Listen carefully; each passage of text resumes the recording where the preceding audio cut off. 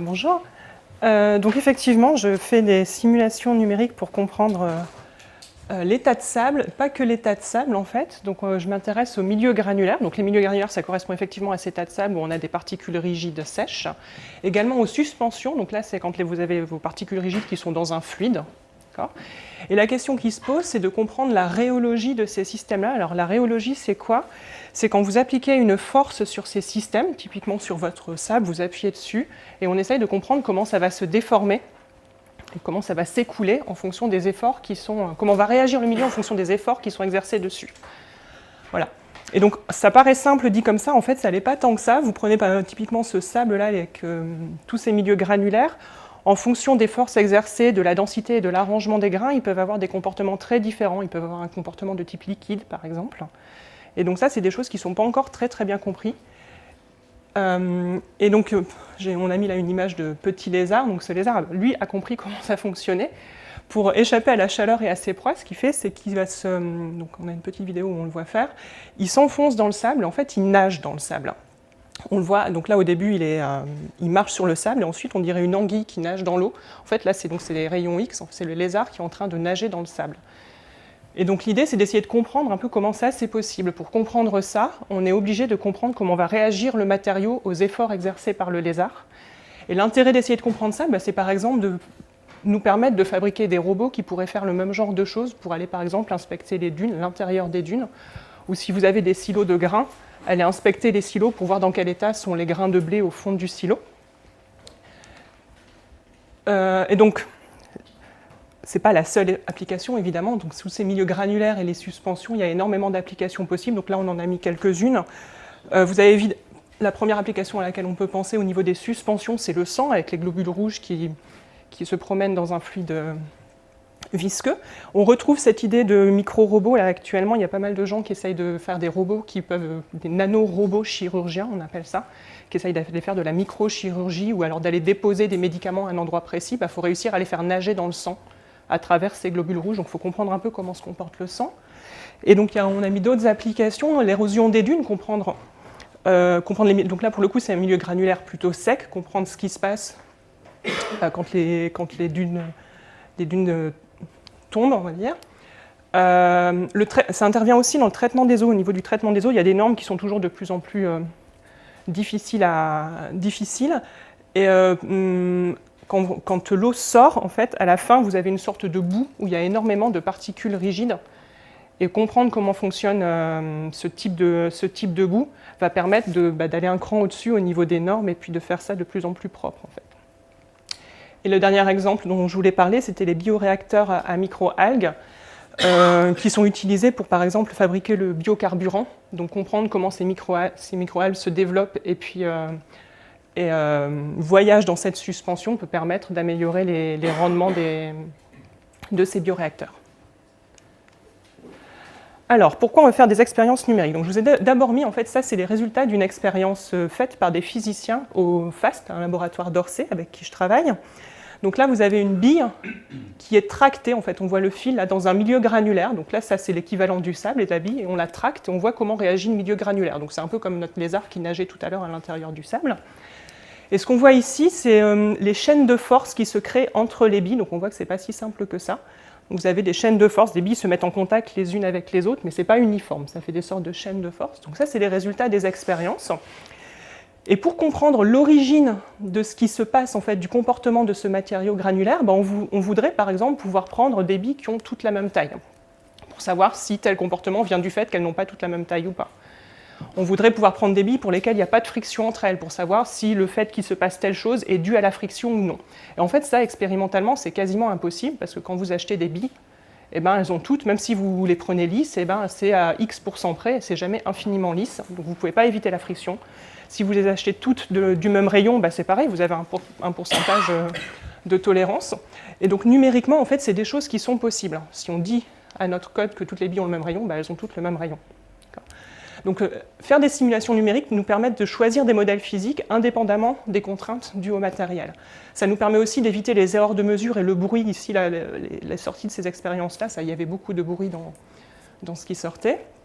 Et ça nous permet aussi d'accéder à toutes les quantités physiques Une fois qu'on a la vitesse, la position et les efforts exercés sur toutes les billes, on peut recalculer tout indépendamment du dispositif expérimental qui aurait été mis en place dans un laboratoire de physique.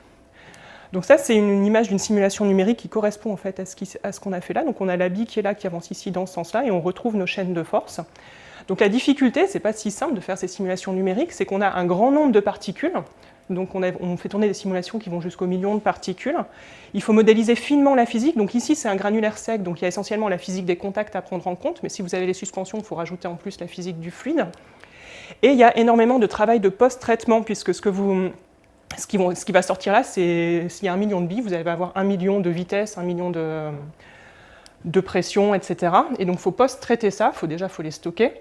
Et il faut en sortir des quantités qui permettent de comprendre la physique, donc plus ou moins équivalente à ce qui sortirait d'une expérience physique. Donc ça, c'est aussi une grosse étape à faire pour pouvoir utiliser ces simulations numériques pour créer de la connaissance en physique, en fait.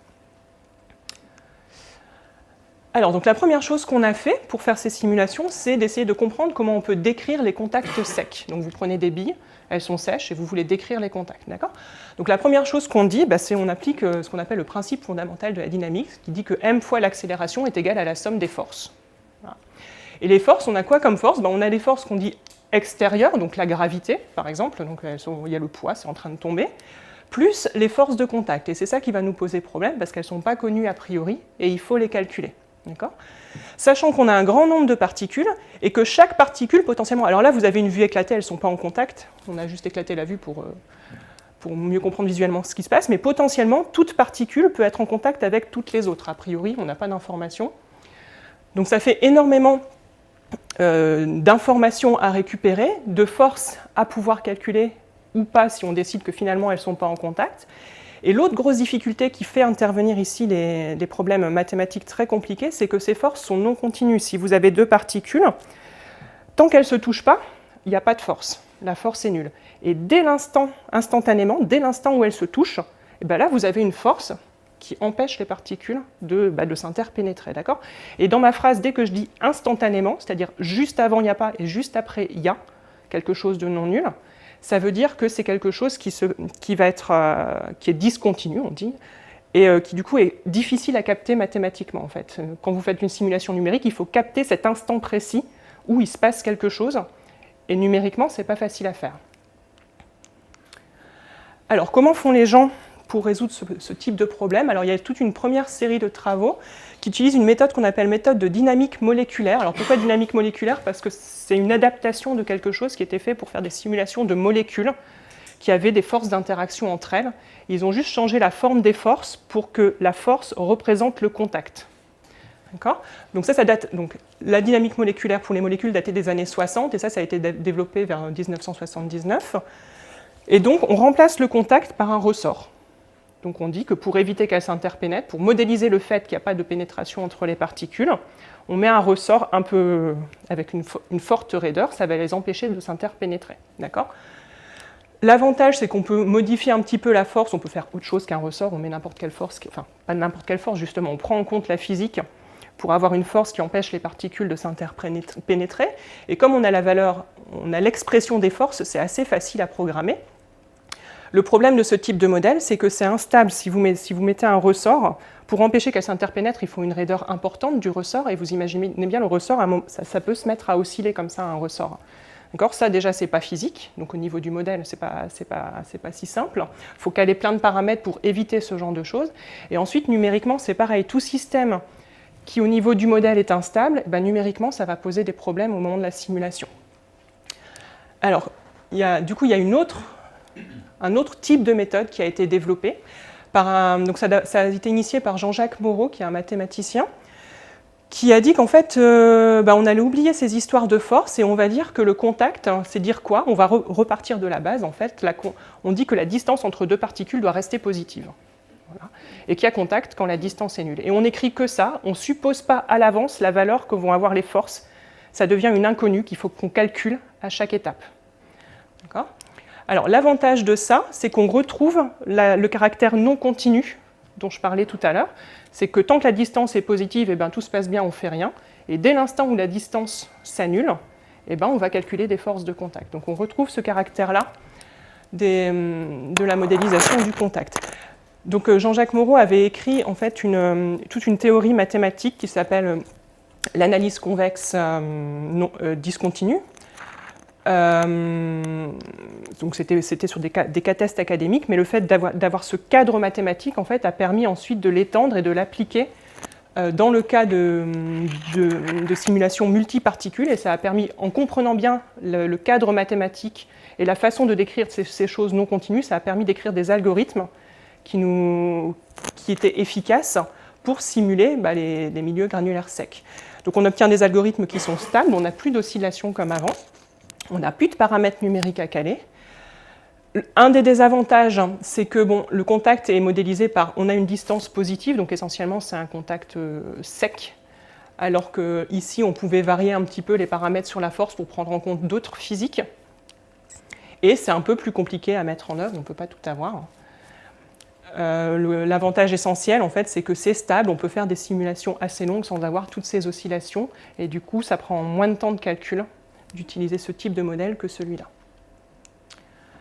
Donc du coup, ce que j'ai fait il y a quelques années déjà, ça date de 2008, on a écrit un logiciel qui s'appelle Scopy pour simulation de collection de particules en interaction, qui reprend un modèle de type dynamique des contacts. Ce n'est pas exactement celui qui avait été développé par Jean-Jacques Moreau, c'est un autre. Donc c'est un code C++ qui est parallèle, et on a développé des outils de post-traitement pour pouvoir traiter les résultats des simulations qu'on obtenait. Donc la toute première simulation qu'on a faite, c'est celle-ci en fait. C'était un projet qui avait été proposé par Lafarge. Vous avez des particules ici qui tombent, qui sédimentent, et la question c'était de savoir si à la fin, est-ce que c'est plus compact si je prends des particules non sphériques par rapport à des particules sphériques. Et cette histoire de compacité est liée à la solidité du béton en fait. Donc ça, c'était une des questions qui avait été posée. Une autre simulation qu'on a faite ici, vous avez un milieu granulaire sec là, qui s'écoule à travers des plots. Donc ça, c'est une expérience qui était faite au FAST, pareil, un laboratoire de mécanique à Orsay. Et donc la question, c'est de savoir comment réagit le milieu granulaire à la traversée de ces plots.